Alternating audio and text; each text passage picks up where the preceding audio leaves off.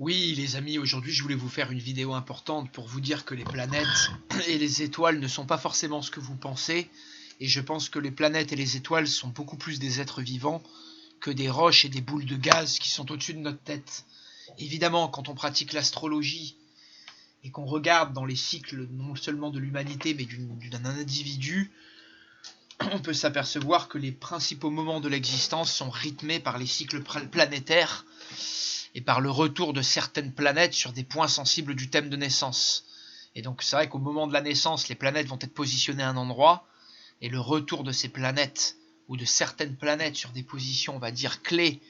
ou importantes du thème de naissance, font que dans la vie de la personne, il se produit des événements majeurs, des décès, mariages, naissances, des grands changements de vie, grands voyages, et que tout est plus ou moins marqué par cette horloge du ciel. C'est pour cela que des personnes comme Nietzsche disaient tant que vous voyez, que vous expérimentez les étoiles comme quelque chose au-dessus de votre tête, vous manquez de connaissances, vous manquez de savoir. Et c'est ça. Je pense que les astres et les étoiles et les planètes sont beaucoup plus des êtres vivants que des rochers ou des boules de gaz, et qu'à la manière de sauterelles ou de fourmis, qui auraient l'impression par exemple que les humains ressemblent aux arbres, et que ce sont des arbres qui se déplacent, on pense peut-être que les planètes, ou que certaines proches étoiles de nous, comme le Soleil, sont des objets ou sont des éléments de la nature, alors qu'elles pourraient être autre chose. Je vous rappelle que pour la plupart des astrologues ou des ésotéristes, les planètes sont des êtres vivants, sont des paquets d'énergie, de symboliques qui vont se manifester un peu tels des dieux ou des puissances extraterrestres en influant les hommes. Je vous rappelle que de nombreuses planètes en astrologie sont liées à des démons, à des anges,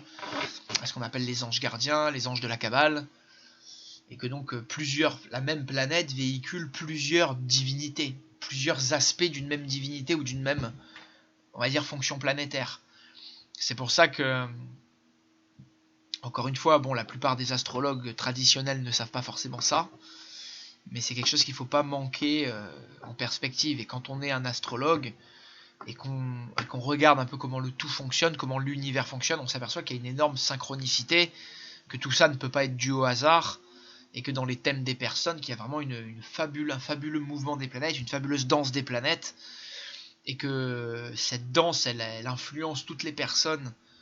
sur Terre au même moment, à chacun de manière différente bien entendu,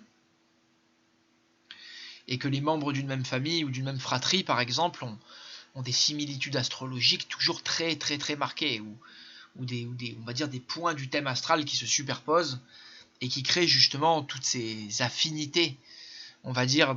au niveau relationnel, que peuvent avoir deux personnes entre elles, ou des groupes de personnes entre elles. Et forcément, les personnes qui ne s'entendent pas ou qui n'ont rien à voir entre elles ont souvent des planètes ou des paquets de planètes qui sont en dissonance les unes aux autres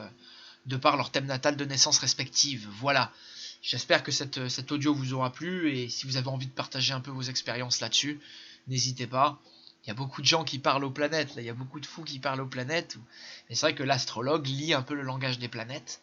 et il peut justement, en regardant le langage du ciel, arriver à faire des interprétations, à dire le futur d'une personne ou d'une nation, et à décrire des événements. Et tout ça, c'est grâce